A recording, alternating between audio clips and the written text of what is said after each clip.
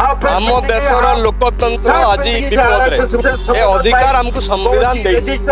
मीनाक्षी नटराज जी मध्य प्रदेश राज्यसभा निर्वाचन लड़वा जाऊे अपराधिक मामला अच्छी से छपे लुचई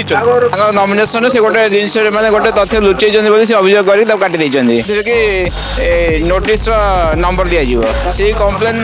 तेलंगाना हाईकोर्ट खारिज आम देशर लोकतंत्र आज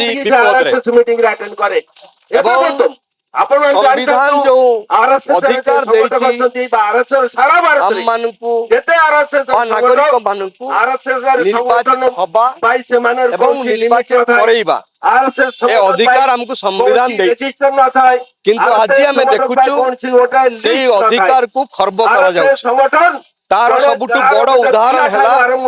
मीनाक्षी नटराज जी मध्य प्रदेश राज्यसभा निर्वाचन लड़वा जाऊे नॉमिनेशन नॉमिनेशन को कैंसिल करागला रिटर्निंग ऑफिसर नॉमिनेशन को कैंसिल कला कारण कौन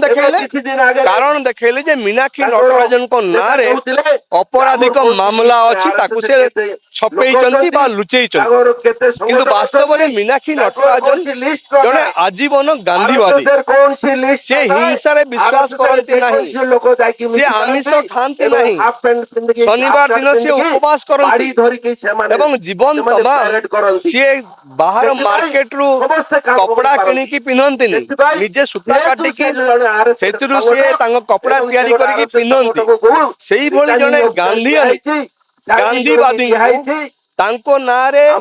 जो अपराधिक मामला अच्छी कहीकि जो नॉमिनेशन को कैंसिल करा जायछि ताहा होउछि अत्यंत दुर्भाग्यजनक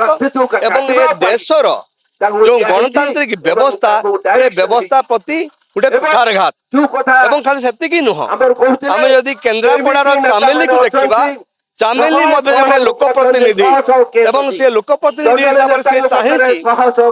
पंचायत लोक मान सुविधा कर लड़ुची कि आक्रमण होडियो आक्रमण कर पुलिस आक्रमण कर गुंडा मान आक्रमण कर सेठाकार विधायक मन आक्रमण करचंती जहा फल कि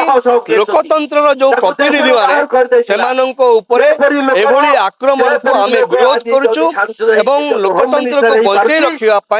एभली आमे एई कार्यक्रम आमे करूछु लोकतंत्र बचाओ सत्याग्रह आमे आयोजन करूछु जाने समस्त जानिथिबे जो वर्तमान जो सारा देश रे जो राज्यसभा इलेक्शन होतला सेथरे मध्य प्रदेश से भी इलेक्शन होतला 3टा सीट पई आ सेथरे कांग्रेस दल तरफरु मीनाक्षी नटराजन ताको नॉमिनेशन करथिले केंद्र सरकार ताको चक्रांत करी ता नॉमिनेशन काटी दै जंदी हमें तार प्रतिवाद करी आज सत्याग्रह धारणा दियै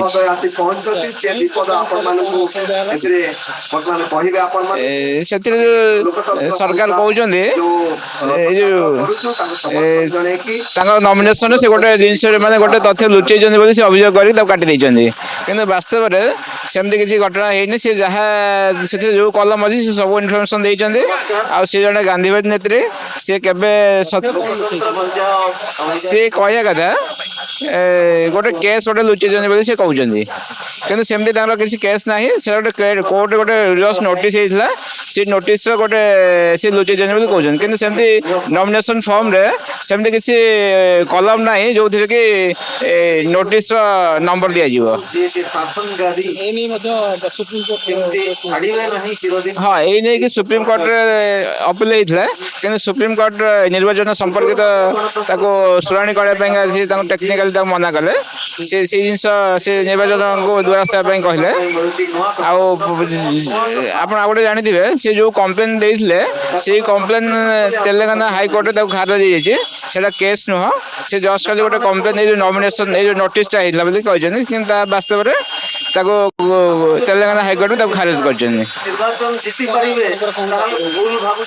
बर्तमान सरकार जो नॉमिनेशन जो रिजेक्ट कले बर्तमान दल तरफ आम 40 दिन मध्य आउ थे इलेक्शन संपर्कित केसटा हम मध्य प्रदेश कोर्ट रे।